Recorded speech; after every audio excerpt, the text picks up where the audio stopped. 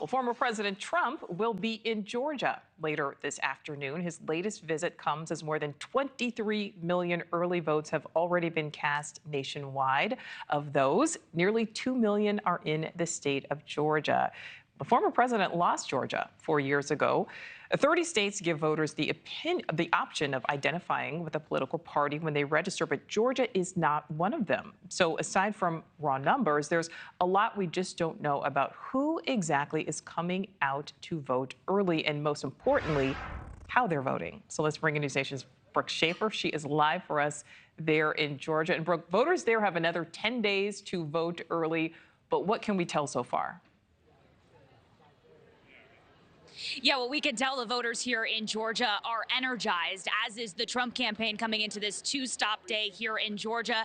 They are energized by some recent polling and, of course, also by those record early voting numbers here in the Peach State. You talked about the numbers there, Nichole, already laying it out. More than 1.9 million people in Georgia have already voted early. That's more than a quarter of all Georgia voters. And now typically we see Democrats voting early, then we see that red wave, as they call it, come election day. But this year, data appears to show that Republicans, not only in Georgia, but in other battlegrounds too, like Nevada, answering the call from the former president, who's appeared to change his messaging recently around early voting. We want a landslide that's too big, too big.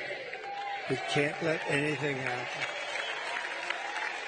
Early voting is underway. Get everyone out. Get everyone you know. Just get them all out to vote.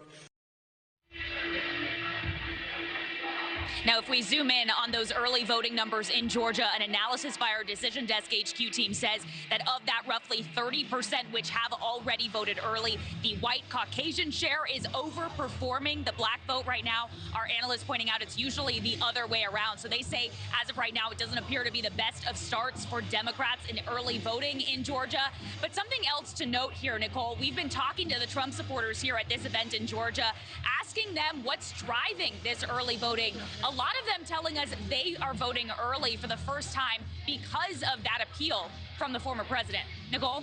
All right. Well, Brooke, according to polling averages in Georgia and other battleground states, this really is a coin flip contest. We've pretty much seen that from the beginning here. At this point, with less than 2 weeks to go, a lot of this could come down to turnout. Yeah, so much of this still really up in the air. Analysts so far still calling Georgia very much a toss-up swing state. But right now, former President Trump does appear to have a slight advantage. He also appears to somewhat be gaining a little bit of momentum in comparison to Harris here in Georgia. But a new survey by the Atlanta Journal-Constitution pointed out that about 8% of voters in Georgia are still undecided. So both Harris and Trump hitting the ground here in these final days, trying to court that group. And specifically to Nichole, black voters who make up about 30% of the electorate here in Georgia. And they typically lean Democrat, but this time around appear to be less enthusiastic for Harris. The thing that really struck me, I think this is the explanation for why Trump appears to be doing so well in that poll, is that Harris is getting only about 75% of the black vote. Now, only 8% said that it was for Trump, which means a surprisingly large share of the black vote has not yet come to grips with whom they're going to support.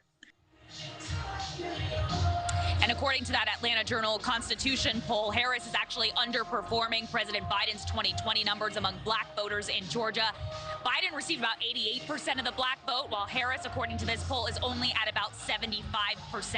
She'll try and shore up that black vote tomorrow during a stop in Atlanta with former President Barack Obama. But that political science professor we spoke with pointing out that Harris doesn't need to have a massive kind of shift when it comes to the black vote, but she does need to firm up her base in these final days. Nichole? All right, Brooke Schaefer on the ground for us there in Georgia. Thanks for watching. Go to joinnn.com to find News Nation on your screen. And don't forget to click the red subscribe button below to get more of News Nation's fact-driven, unbiased coverage.